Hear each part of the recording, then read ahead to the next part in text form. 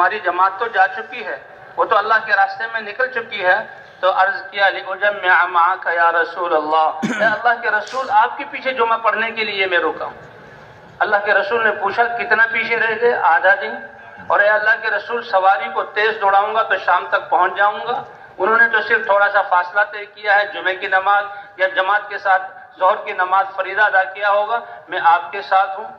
اب اللہ کے رسول صلی اللہ علیہ وسلم اس پر کیا فرما رہے ہیں؟ اس پر خوشی کا اظہار نہیں فرما رہے کہ میری محبت، میرے مسجد نبوی کی جماعت اور جمعہ اور میری قراءت اور امامت کی وجہ سے یہ صحابی رکا، نہیں، اللہ کے دین کے لیے نکلنے میں تھوڑا سا پیچھے رہ گیا، اور اتنے بڑے مقاصد ہیں۔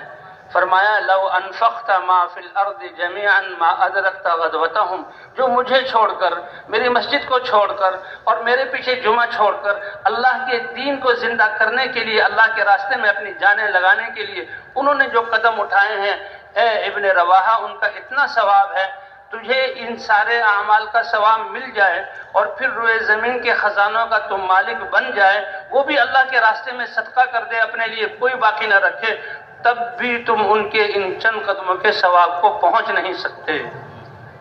یہ اللہ کے راستے میں اللہ کے دین کو زندہ کرنے کے لیے نکلنا بہت بڑی بات ہے۔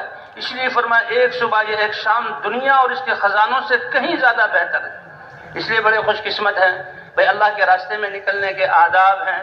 یہ جماعت جو ہے، جماعت کی صورت میں جائیں گے، اس محنت میں دو چیزیں بنیادی ہیں، ایک نقل و حرکت ہے اور ایک اجتماعیت ہے، کیونکہ اس امت کی نقل و حرکت کا اثر پوری دنیا پر پڑے گا، اور پوری دنیا والوں کی دنیاوی زندگی اور قبر کی زندگی اور میدان محشر اور قیامت کی آخر سب جو ہے ہمیں ختم نہ ہونے والی زندگی پر ان کی محنت کا اثر پڑے گا۔ اس لیے ان کی نقل و حرکت بھی عالمی ہونی چاہیے۔